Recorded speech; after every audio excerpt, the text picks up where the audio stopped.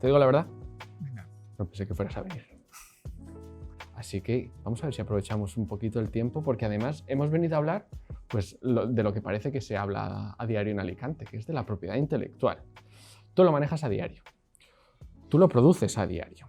Entonces, solo puedo decirte bienvenido, Jorge Arévalo. No me quiero equivocar. Jorge Arévalo, John Henry Newman, Dakota Johnson, Beverly Hills, Chet Baker de Lucía, más conocido como Jorge Arévalo.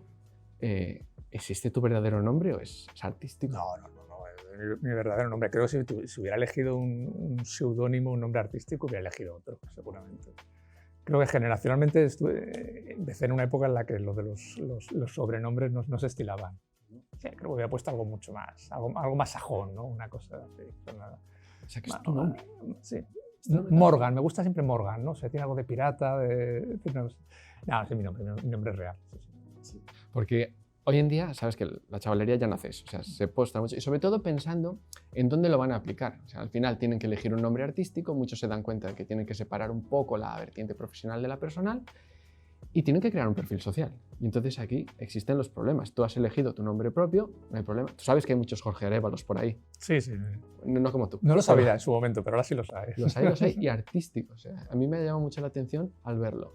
Pero tienen que elegir esto y muchos de ellos se encuentran con que quieren tirar de referentes culturales pop, con los que pues, tener un poquito un componente autobiográfico, conectar con la gente cuando lo ven. O es el caso de Vetusta Morla, es el caso de Coco David, es distinto. Tú la conoces bien. Ella ha elegido un nombre de fantasía puro que no parece que no lo es. Entonces, eso está muy bien. Pero cuando se cogen nombres que son de la cultura popular, muchas veces no se dan cuenta de que eso está protegido por derecho de autor. O puede que esté protegido por marca, y ahí te encuentras un problema gordo. Esa es la razón por la que yo siempre digo, mira, sé que parece una tontería, pero lo vas a usar para siempre. Haz una búsqueda previa, que es muy fácil, existen proyectos ahí, nosotros estamos para ayudar a que lo conozcan, a que sepan cómo se hace, y entonces te quitas un problema. Y si no sabes cómo, pues esta gente te ayuda. Tú has optado por el nombre personal y te has quitado de mucho. Sin embargo, hay una cosa que me llama mucho la atención de tu obra, y es que tú no firmas. ¿Nunca? De los ilustradores, salvo alguna excepción, antes se firmaban quizás, y de hecho algunas portadas de New Yorker están firmadas en la propia obra, pero no es lo normal. Yo creo que el ilustrador firma la revista, firma la publicación, además firma con la tipografía y con los códigos de maqueta que tenga la revista. De hecho, no suele gustarles a los editores y a los directores de artes que vengan firmadas las ilustraciones. A mí no me gustaría tampoco. Desde el punto de vista estético, quiero decir que la firma debe ser algo aséptico, una cosa así. Es igual que la fotografía, ¿no? La fotografía tampoco viene firmada. Viene el pie de foto, con las referencias, con el fotógrafo. No me parece mal, ¿eh? No me obsesiona tampoco esa parte, ¿no? Pero eso es una imposición editorial, evidentemente es el estándar. ¿Qué pasa con, por ejemplo, las que vendes tú en tu web? ¿No las firmas tampoco? Sí, es así, porque son ediciones limitadas, entonces, bueno, pues tiene que tener ese valor de la autenticidad. Aparte, como al final son trabajos, mi trabajo es digital, ¿no? Y es la única parte que va al mundo analógico, al mundo tangible del papel, ¿no? El hecho de que haya una firma analógica, ¿no? Yo creo que es lo que le da valor, ya me hace falta a mí, ¿no? Ese contacto con lo físico, ¿no? De ahí un punto de realidad, ¿no? No todo es virtual, no todo es digital, ¿no? Pero claro, ese es el contexto. Al final, tú vienes muy marcado por el mundo en el que te mueves. Tienes esos códigos que dicen esto no se incluye, esto se incluye, pero cuando se utiliza, por ejemplo, Instagram, que tú sí lo usas para publicar parte de esas obras, esos extractos, muchos de la gente lo utiliza como portfolio para darse a conocer y ahí, si no firman, se exponen. Yo por eso siempre digo, en esa plataforma, en ese contexto, sí, firma, porque te va a dar una presunción de autoría, te va a dar una identificación como tal. Tú, sin embargo, sigues sin hacerlo. ¿Qué pasa? ¿Que todo el mundo sabe cuando ve lo tuyo que es tuyo? No lo sé, la verdad es que nunca he tenido esa inquietud, ¿no? Y además está bien que me la plantees, ¿no? De hecho, yo suelo publicar las imágenes, incluso las que hay en mi web, tienen bastante resolución y todo eso, pero no es una cosa que me haya preocupado, que me haya obsesionado. Tampoco me he encontrado ningún caso claro de que no haya utilizado nada. Algunos sí, ¿no? Pero yo quizás no lo veo un problema. Quiero decir, quizás vengo a lo mejor de una generación donde esa marca personal no era tan importante, ¿no? Donde, digamos, había una parte mucho más honesta de lo que era el portfolio de uno. Ahora quizás con Instagram, donde es tan plural, ¿no? Hay tanta oferta, ¿no? Y en muchos casos es mucha oferta y buena, ¿no? Pues quizás esto se ve como algo un poquito más, más complicado, ¿no? Si de repente te digo, no, hay un tipo no sé dónde que hace unas cosas muy parecidas a las tuyas, ¿no? Pero es verdad que tampoco he tenido ese caso directo de qué pasaría o qué no pasaría. Me ha preocupado más en otros casos, no citaré quién, ¿no? Pero es verdad que había un ilustrador que hacía unas cosas muy parecidas a las mías. Y bueno, pues el gran público pues a veces lo confundía, es decir, es normal, es decir, no era un público que estuviera excesivamente educado, ¿no? O que visualmente tuviera esa cultura para distinguir una cosa de otra. Pero me preocupó en un momento dado en que la misma revista nos llamaba a los dos. Entonces, claro, ahí hay un problema, es decir, porque al final tiene que haber, digamos, alguien que esté por encima, eso es un director de arte, que sea capaz de decir, no, a ver, quiero al auténtico, no quiero al imitador, ¿no? Y ahí sí fue un problema, pero creo que la solución no fue en este caso tanto jurídica, como más un poco de sentarme profesionalmente con la revista y decir, bueno, a ver, ¿qué queréis? ¿No? Porque no puede, creo que se va a solapar. Es decir, la gente lo confunde, no tiene ningún sentido. Y bueno, afortunadamente la revista tomó la decisión adecuada, eso espero. O sea, ¿realmente se daba esa posible confusión? ¿Te copiaba como tal? No, la gente me decía, oye, he visto una cosa tuya, pero no sé si es tuya, pero la firma otro. Claro, por lo menos la firmaba, ¿ves? Claro, es decir, al final... Pero claro, a mí lo que me extraña en su momento es que la propia revista nos llamase a los dos, ¿no? Es decir, conviviésemos en un momento dado en el mismo soporte, ¿no? Los proveedores, que en principio, como dices tú, distinta calidad, pero mismo acabado, se entiende. Nunca es igual. Y quiero decir, al final, es decir, el ojo, ¿no? Lo distingue y dice, no, es que esto no es mío, es decir, pero por una serie de razones. Pero es verdad que hay un público que no lo distinguía. Dices cuando tú empezaste, ¿cuánto tiempo llevas en el mundillo? Yo llevo desde finales de los 90. Que es mucho tiempo ya. Finales de los 90. Finales de los 90, que ya son más de 20 años, ¿no? Son casi 25 años publicando. Desde que publicó la primera ilustración en un medio, que la publicó en El Mundo, y luego ya, pues la verdad es que por suerte no había tanta competencia quizás, ¿no? Fue una línea recta y una cosa llamó a la otra, ¿no? Pero han cambiado muchísimo las cosas. Yo antes trabajaba como director de arte, trabajaba como diseñador, ilustraba porque formaba parte de los trabajos de branding, la ilustración y demás, pero claro, no de manera profesional, ¿no? Y es verdad que en un momento dado dije, bueno, yo hacía una serie de cosas que sabía que podían encajar en los medios. Entonces yo envié 2 portfolios analógicos, o sea, muy naif, ¿no? De hecho, todavía en El Mundo lo guardan, es curioso, lo mandé al Mundo y lo mandé al País. Y El País jamás me contestó y el Mundo sí. Es decir, vio una oportunidad de que un lenguaje más o menos nuevo, un poco más pop en ese momento, un poco más fresco, que no tenía que ver con todo lo que venía analógico, toda la tradición un poco más clásica, ¿no? Podía tener recorrido en ese cambio de siglo. Y bueno, y a raíz de aquello, pues una cosa llevó a la otra. Se empezó a ver. Al final me dieron la portada del suplemento de La Luna del Mundo, que tenía mucha visibilidad en España y en el resto de Europa, y luego, pues bueno, al final eran los mejores escaparates, ¿no? Las redes no existían. Yo, mi primer trabajo, vino un taxi a mi casa y se llevó un CD, o sea, para llevárselo al periódico, ¿no? O sea, no existía en el correo electrónico. Pero entonces, ¿tú querías ser desde pequeño, dedicarte a este mundillo? Sí. Que eres realista, lo de ser bombero o ser policía, ¿no? Que eres realista. Sí, seguro. O sea, es una cosa vocacional, me divertía, tenía posibilidades y me gustaba mucho. O sea, ¿y luego estudiaste qué? Estudié Bellas Artes. O sea, que sí, que seguiste el camino canónico. Sí. Luego, después de eso, fuiste o sea, tendrías tus proyectitos amateur, te meterías a trabajar en algún lugar. Es un oficio que te permite trabajar desde temprano, porque el trabajo de freelance es fácil. Es decir, te permite picar, te permite tomar contacto, no necesitas una formalización, ¿no? Si eres ingeniero necesitas ir a unas oficinas, tienes que tener un proceso inevitable. Esto te permite tocar el mundo de manera un poco distante y te vas acercando y demás. Creo que tuve suerte que entré en un estudio de diseño pronto, con lo cual un poco la dinámica profesional empezó pronto, ¿no? Y esa profesionalización, bueno, pues con 20 y pocos años, digamos que podía construir ya todo un universo gráfico bastante coherente o bastante solvente.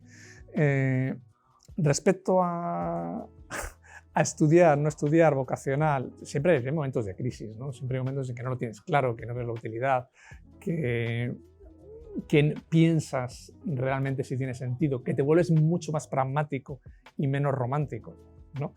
Con lo cual eso también te lleva a ordenar ciertas cosas, ¿no? Te lleva un poco a ser un poco más cartesiano, ¿no? Con la parte creativa, ¿no? Y eso al final creo también ha ordenado un poco mi forma de trabajar, mi forma de entender lo que es el diseño y luego lo que es entender la ilustración. Y esto te ha llevado a donde estás ahora. ¿Dónde estás ahora? Para que nos hagamos una idea. ¿Estás asentado? ¿Estás por tu cuenta? ¿Estás en un estudio? No, estoy por mi cuenta, soy freelance total, ¿no? Es decir, quizás impuesto, cuando trabajaba en estudio e ilustraba, había cierta relajación, ¿no? Bueno, estabas entre dos aguas, había dos códigos, es decir, cierto confort, con lo cual te permitía bastante experimentar, ¿no? Cuando, digamos, saltas completamente solo, al final estás un poco obligado. Hay un proceso, ¿no? De asegurar, de racionalizar, quizás cierto proceso temeroso, ¿no? Que se va diluyendo, se va perdiendo, vas ganando en seguridad, ¿no? Pero es inevitable, ¿no? Y ahora es verdad que el hecho de no tener imposiciones, ¿no? y de marcar tú los ritmos, ciertos tiempos, ciertos criterios estéticos, aunque a veces es duro esa soledad, también es muy interesante y es muy rico, ¿no? Y que desde el punto de vista creativo ahora es bastante fértil, eso es cierto. Entonces, ¿estás donde querrías estar? Sí, supongo que sí.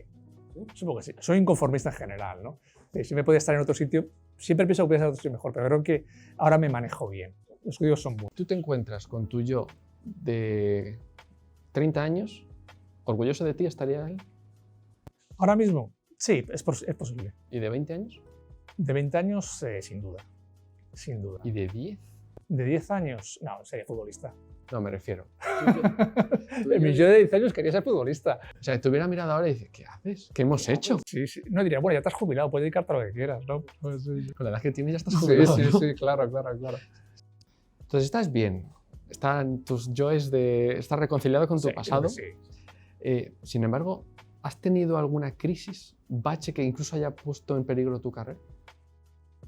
Creo que con la distancia la veo más clara, ¿no? Creo que sí, que hubo un momento un input, ¿no? de cambio incluso de forma de trabajar, de mentalidad, de depurar el propio trabajo, de un tema técnico y luego también un tema de comunicación, de proyección, ¿no? Que tiene que ver con la llegada de las redes, a las que yo llego muy tarde, a las que desprecio, en un alarde de vanidad, ¿no? Pensando que mi omnipresencia en periódicos o en revistas, ¿no? Con 3 libros a las espaldas era suficiente, ¿no? Para que el mundo supiera que estás ahí, y me di cuenta que que las redes eran importantes y que había una generación que estaba emergiendo, ¿no?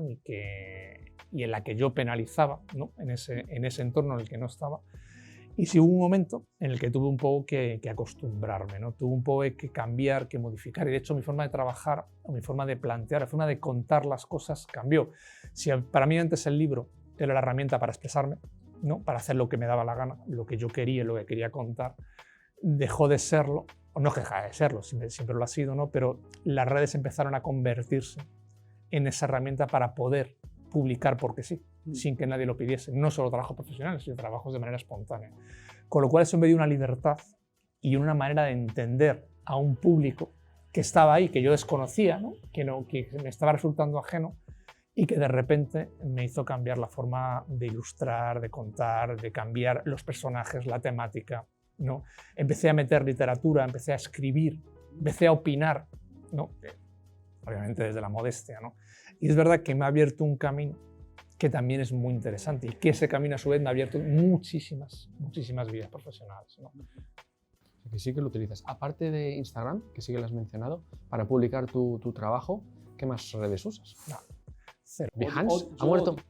En Behance tengo un portfolio que no renuevo desde hace un montón de años, que no sé si alguien entra o si no entra, pero creo que no. De hecho, yo las redes las odio en el fondo, es una cosa como muy esclava y bueno, pues, no es que me obsesione ni mucho menos, ¿no? Pero a veces que eso es agotador, ¿no? También es muy rico, tiene mucho feedback y es verdad que no me puedo quejar, que yo creo que la relación con el público que me sigue es muy positiva, ¿no? Es muy enriquecedora, pero también a veces es un poco, bueno, es sibilino, es confuso, te lleva a error, ¿no? Te obliga también, además a veces me veo haciendo cosas para un formato que está bien, ¿no? Que es el formato visual que da un teléfono y demás, pero que otras veces, bueno, me acota o me condiciona, ¿no? Es decir, pero bueno, quiero decir, al final solo Instagram y yo creo que funciona bastante bien. De hecho, es curioso porque un montón de gente, incluso directores de arte, me escriben directamente por privado, o sea, ni siquiera me mandan un correo, ¿no? Es decir, ha cambiado incluso los canales de comunicación habituales, ¿no? Y además es una plataforma cambiante, porque de hecho sabes que hay una tendencia actual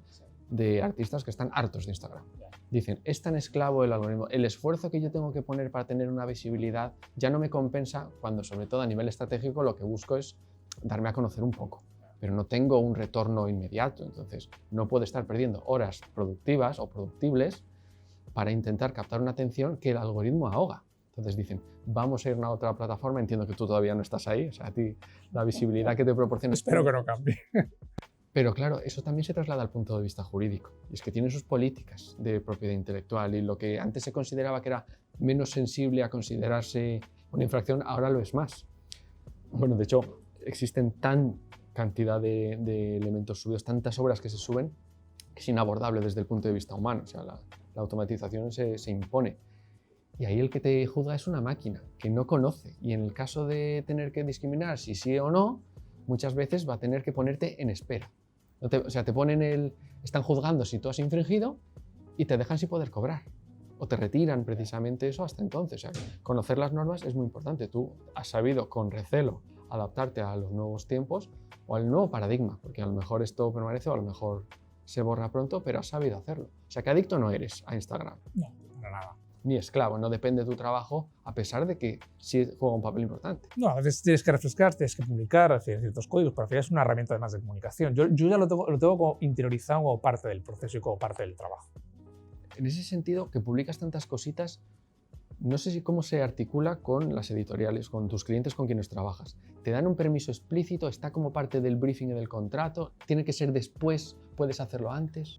Después tiene que ser, eso siempre, es un tema de respeto, ¿no? Hasta que no se ha publicado la revista no lo sacas, aunque hay ilustradores que lo sacan antes, no especifican para qué, simplemente sacan la ilustración. A mí me gusta, más que nada también porque yo requiero cierta excelencia para narrar lo que he hecho, entonces requiere que esté la revista, que haya una foto con la revista abierta, con la ilustración, que aquello sea real, porque también Instagram es un mundo muy real, ¿no? O sea, gente publica cosas, no sabe dónde están, dónde han ido, cómo han salido, si han surgido de la nada o si tienen un proceso, ¿no?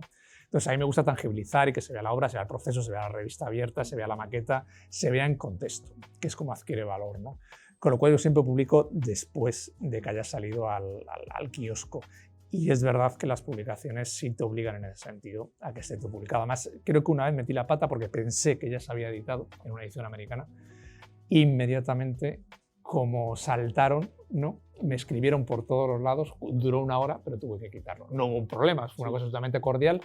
Pero yo pensé que ya estaba la edición, pues sacaron la portada ellos, pero una vez saqué al kiosco. Y dice, no, pero es que esto es súper importante porque tal. Entonces, bueno.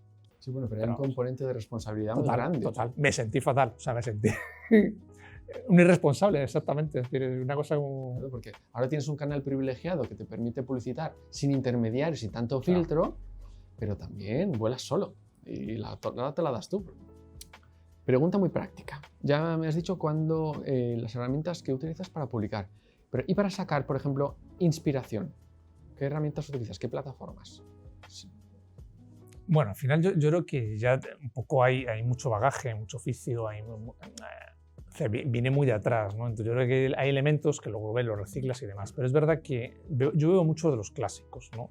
Es decir, un clásico puede ser Velázquez, puede ser Toulouse-Lautrec, ¿no? Que es un poco yo, el primer ilustrador profesional, por así decirlo, ¿no? Y vemos de los ilustradores de principio de siglo, ¿no? Sobre todo los americanos, ¿no?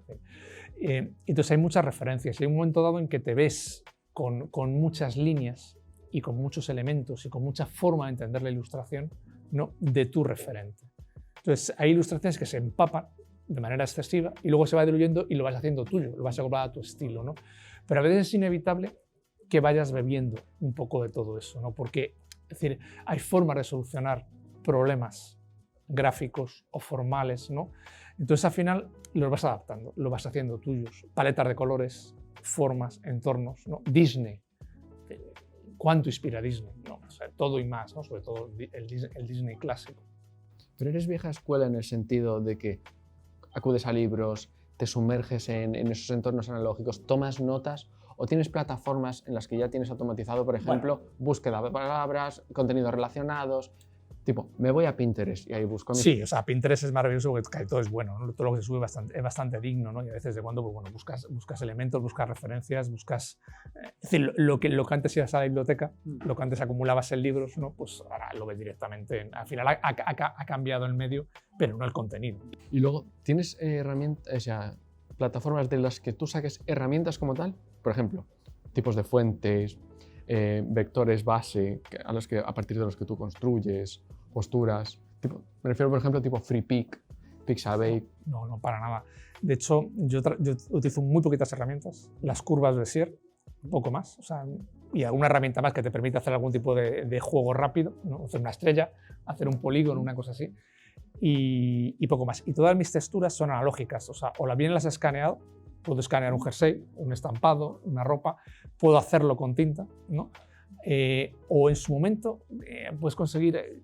De hecho, ya en Google no he bajado absolutamente nada, pero en su momento había libros de texturas que te traían un CD, no de libre uso, ¿no? Entonces yo tengo algunas por ahí que tengo sobre todo una colección de texturas orientales maravillosas, ¿no? Entonces para un estampado y demás, pues sí lo utilizas, ¿no? ¿Sabes qué pasa? Que tú ahí te libras de mucho porque prácticamente controlas todo el proceso creativo, a cambio renuncias a muchas fuentes de inspiración y de recursos que son ágiles al final, tú puedes tirar de ellos y no se me ocurre ahora cómo hacer un edificio, tú irías a un libro tradicional, escribirías su arquitectura, plasmarías las líneas, harías tu interpretación y luego lo insertarías en la imagen para un background. Hoy en día, sin embargo, tienes unas herramientas en las que ahí es donde está la tentación. Tienes un montón de cosas en digital y dices, me gusta este edificio, copiar, pegar, pantallazo o directamente entro en vectorial, me lo descargo y lo utilizo. Y es ahí donde viene un montón de problemas. Yo es verdad que, además por desconocimiento, creo que hay un limbo tremendo. Igual tú me ilustras en ese sentido. Por ejemplo, un artista, un ilustrador que trabaja con colas, quiero decir, las fotos, no puede.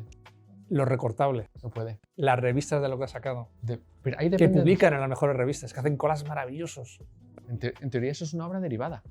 O sea, cada pedazo de esos, si está en dominio público o tiene una autorización o la ha sacado de una base de datos donde eso sí está, todas estas plataformas, que tienes una forma de licencia de pago, que pagas no sé cuánto al mes o no sé cuánto al año, ahí sí puedes usarlo. La gente que sí hace eso, yo lo que les recomiendo, guarda tus licencias, léete bien lo que estás diciendo que sí, porque si no te puede pasar eso, que estás haciendo un collage, pensándote además el mito de los demás lo hacen y no les pasa nada. Mira, tú no sabes lo que les pasa. Por una parte, y luego, es lo típico de padre. Si los demás se tiran por un puente, tú te tiras por un puente. No interpretes porque es todo muy aparente, no sabes lo que hay detrás y nadie sabíamos hasta que nos has comentado tú que has podido tener un problema por publicar algo antes de tiempo. Eso no trasciende. Tú no lo puedes intuir. Entonces, hay que andarse con mucho cuidado y formarse. Así que yo lo que sí quiero saber es una cosilla más. De copiar ya me has hablado. Te voy a hacer la preguntita. ¿Tú has copiado ilegalmente? Porque legalmente se puede copiar. Hay una forma legal de copiar, un par. Pero ilegalmente has copiado y te han pillado. Pero cuando me preguntas ilegalmente, ¿a qué te refieres? Podría tomar esa respuesta por un sí. Pero si no, es que no. O sea, mira, por ejemplo, sucede muchísimo. Hoy en día el esclavismo que aporta a Instagram con su algoritmo obliga a estar publicando constantemente. Y eso genera una tendencia de arrastre que hace que la gente pues han cogido y han tirado de portfolio ajeno. Han copiado una cosita y la han subido como propia o la han metido como parte de un collage o han hecho cosita de eso. Tú has tenido un encargo en que dijeras, tengo que acabar esto, mira, esta solución me flipa, voy a cogerlo y lo voy a copiar y encima me han llamado la atención. Yo creo que quiero decir, yo a veces me veo copiándome a mí mismo. Quiero decir, es verdad que hay un momento dado en que tienes que solucionar ciertos problemas, entonces esos recursos ya están en la cabeza y a veces dices, joder, es que esto prácticamente es lo que hice hace 6 años para esto, ¿no? Pero yo creo que ese tipo de cosas son inevitables, pero más que nada porque la vorágine profesional a veces te obliga a esos recursos, ¿no? Entonces, quiero decir, ese tipo de reciclajes a veces se da, siempre se interpretan y creo que uno de manera obsesiva lo puede ver. Luego con la distancia, con el tiempo, y dice, joder, pues no era así, está absolutamente interpretado, es absolutamente válido. Y luego hay una relación con el medio, ¿no? Porque el medio quiere que le resuelvas un problema y la relación es meramente profesional. Y esa solución del problema implica ciertas cosas. Yo a veces, sobre todo con los periódicos, ¿no? Que son mucho más rápidos, le digo, mira, tenía esto, Es decir, ¿lo utilizamos o no lo utilizamos? Jamás le pone una pega, utilízalo, si es que lo tenemos que sacar. Vale, decir, no, pero eso es lo que hicimos, ya lo hice en esto. Da absolutamente igual. Es decir, lo que quieren ellos es resolver ese problema. Ese problema que tienen es que tienen una caja en blanco para una noticia, para un personaje, para un perfil, y lo quieren solucionar. Y esa relación absolutamente, en este caso pragmática, con el ilustrador, es igual de importante que la creatividad en estado mágico, ¿no? O dionisíaco, ¿no? Por así decirlo.